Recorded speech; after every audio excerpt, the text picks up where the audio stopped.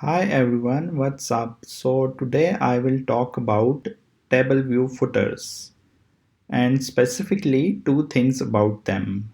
The first thing is how we can actually create dynamic TableView footers with some scalable content. For example, if we would like to add some labels or buttons into our footer, how we can do that. And the second thing which we will discuss is how to actually modify the content of the footer on the fly with some animations. So our starter project has a view with a table view that shows a list of people. This is just to show some content in it. So if we run this, let's see what it shows. So as you can see, it just shows a list of people here and there is no footer view right now at the bottom. So what we will do is like we will add the footer at the bottom of this table view.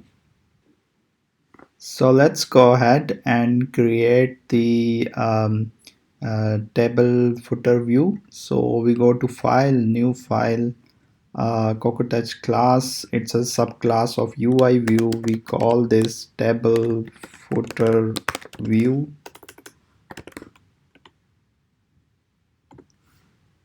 And first I will use helper function to lay out this view. And now I am going to explain the layout of it. So it has a stack view, a vertical stack view. That stack view contains multiple labels which may be single line or multi-line. Um, Along with the multiple labels, it also has these two buttons. The less or more button is for collapsing or expanding the footer view itself, and the hide button is for showing or hiding the footer view as a whole. The initializer of this view takes in a list of strings and then it setups the view using those strings.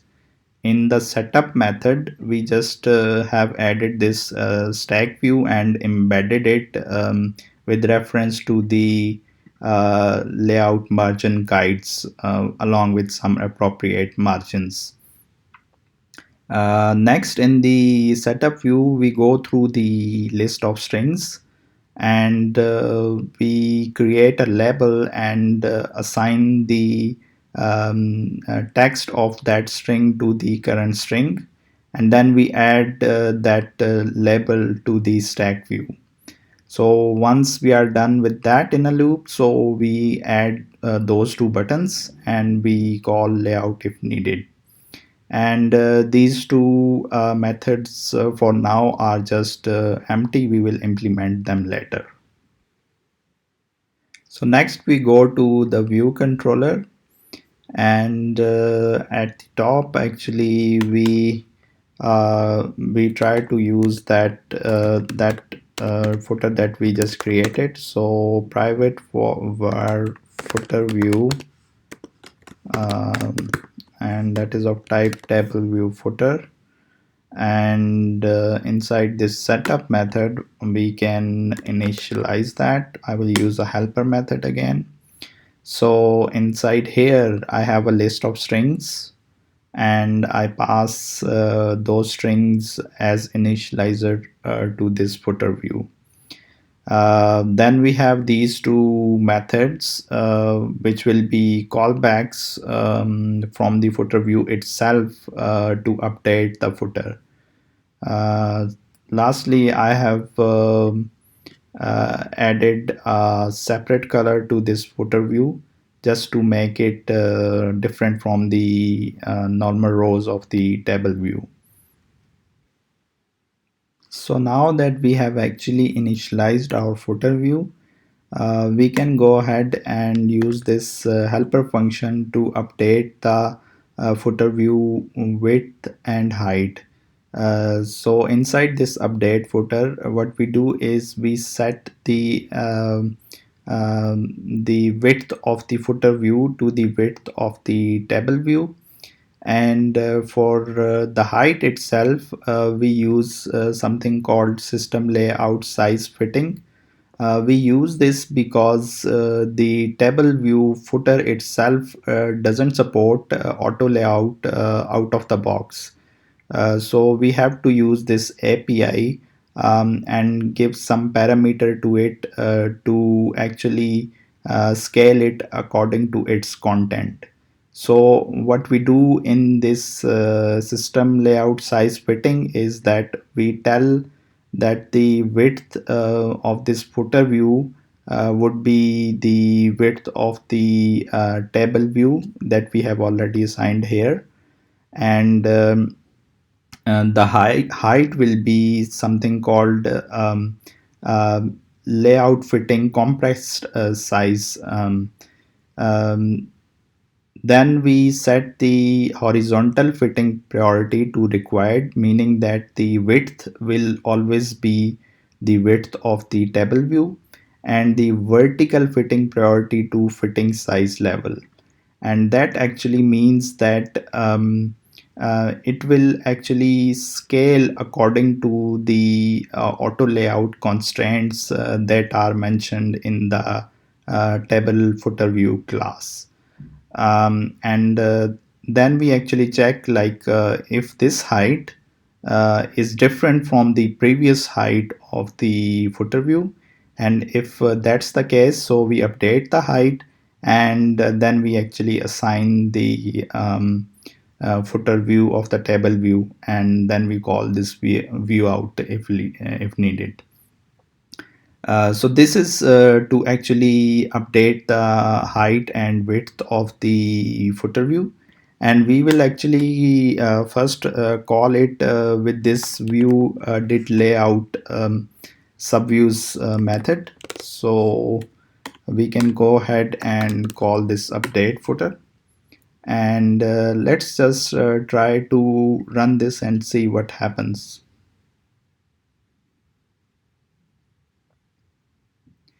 So if we scroll to the bottom, as you can see, it has like all of these strings that are defined, and these two buttons that we will handle a bit later.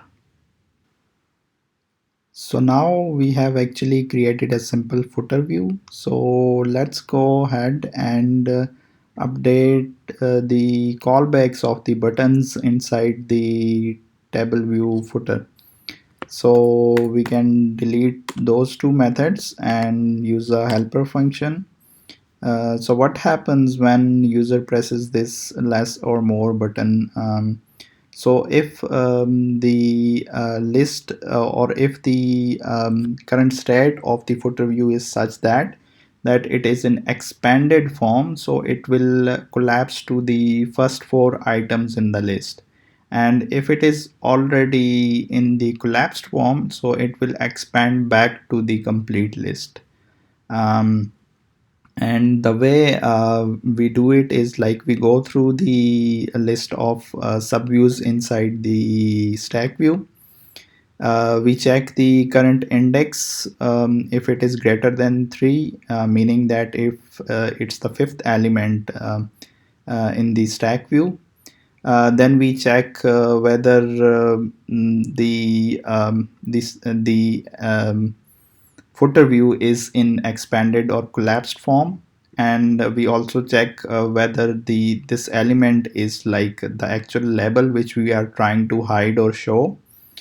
And then we also have this kind of check that whether this element is already hidden or not, or actually whether this element is actually not hidden, so we actually hide it then. Otherwise we show it. um, so after doing this, we actually call the callback of this less or more button callback. So what it will do is that we will update the footer based on this callback. And then we actually lay out the subview again to match the properties that are hidden or shown. And lastly, we actually update the title of this more or less button.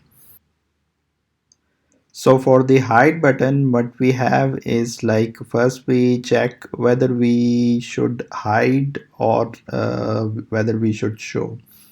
And we judge that based on the current title of the hide button. Next, we actually check what is like the previous state of the footer view, whether it's like in collapsed form or expanded form. Because if it is in collapsed form and we hide it, we hide the footer view. If we try to show it again, we should actually revert back to the collapsed form rather than the expanded form. Um, so how we actually achieve all of this is like we again go through the subviews of the stack view. We check whether the current element is the hide button itself and set a bool for that. Then we have like two functions which we use for hiding or showing the elements. Um, uh, it's important to note that the labels are getting hidden just by using is hidden property. But UI button for the UI button we have to also set their alpha as well along with the setting is hidden property. That's important for the animation which we will see a bit later.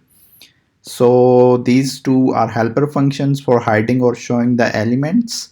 Um, then we check if we would like to hide it.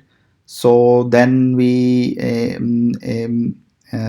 see if the current element is not hidden and it's not the hide button, because we will not hide the hide button itself. Rather than we will just switch its title. So if that's the case, so we just hide all of the other elements.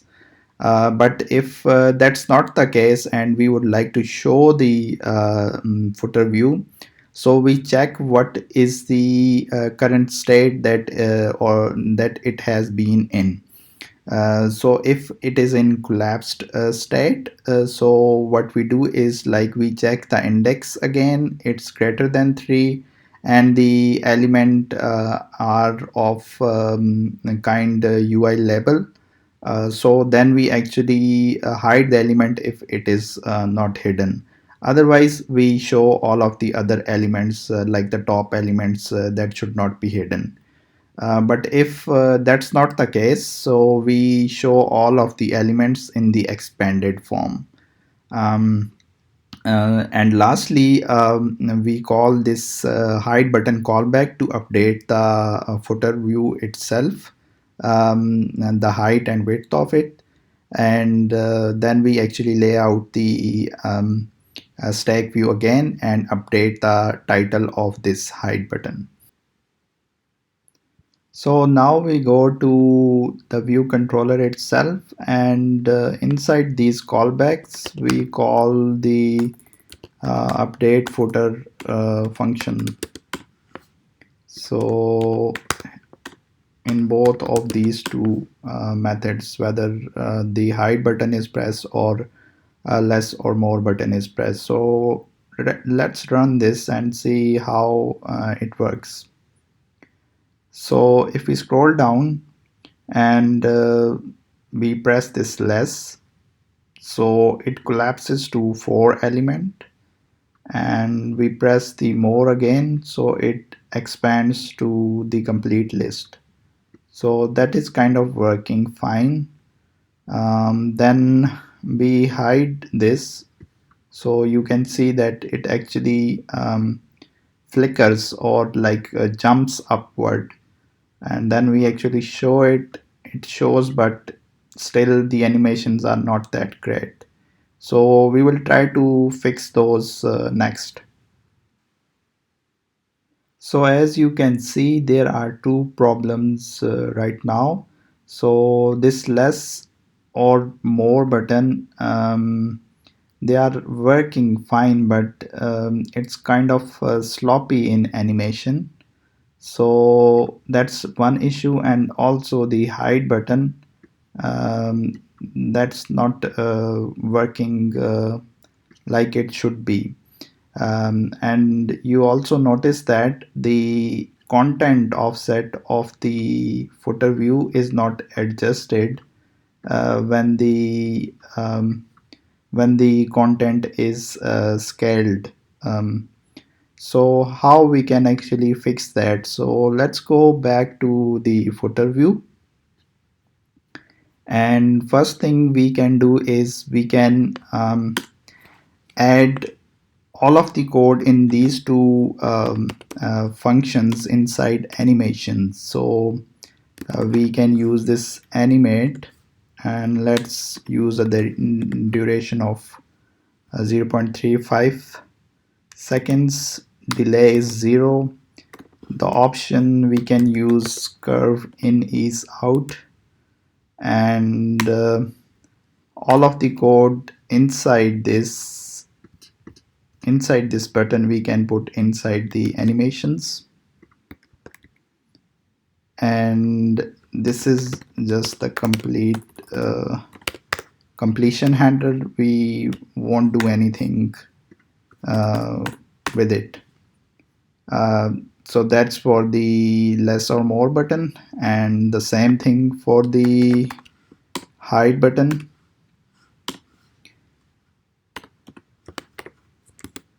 So, and same options as well.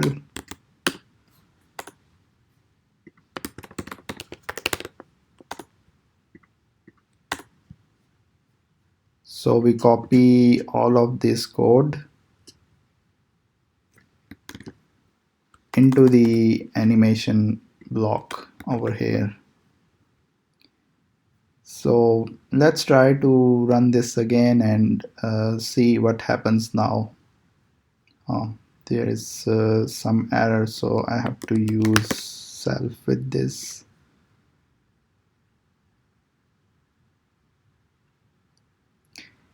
So if we actually use this less and then more, it is better now, but still um, it doesn't update the offset of the table view itself. And with the height also, it actually does the animation, but still it doesn't adjust the offset of the footer view. So let's do that next. So before fixing the content offset issue, so we would like to do two changes. So this button callback, so this should be moved at the end. So after the layout is done of the stack view and the button title is set, and the same for the less and more callback of the less and more button. So we will put it at the end. Second thing, as you can see, there are some warnings in the debugger, so we can update these constraints priorities. So if we remove this and we just use this const helper method, so these are the same constraints, just that the layout priority is now set to 999. Next, we go to the view controller, and inside this footer view update footer function. So we update the offset of the table view.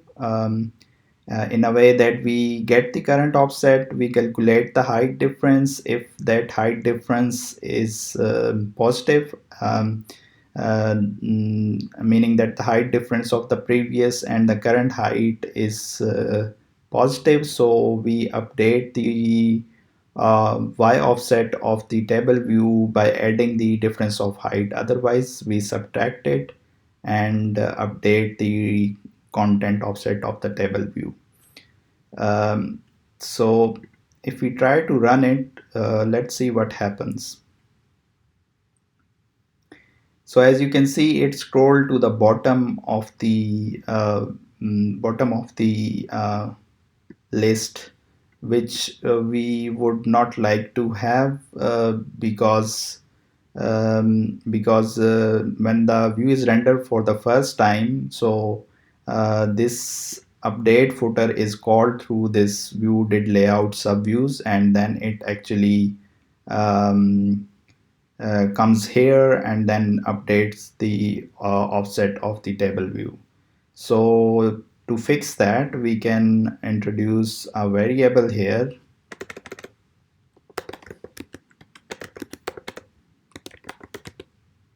should update offset, and we set it to false. Um, Inside these callbacks, we set it to true. Uh,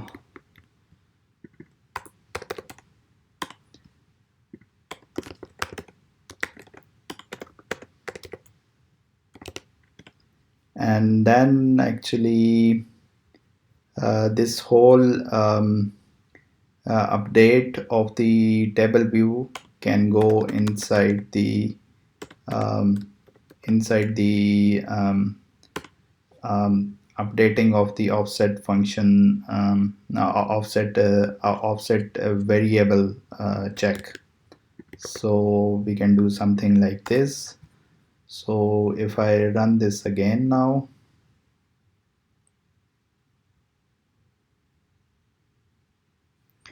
so I scroll to the bottom, I press less, I press more, so it scales nicely. If I press hide, it scales nicely again. If I press show, it uh,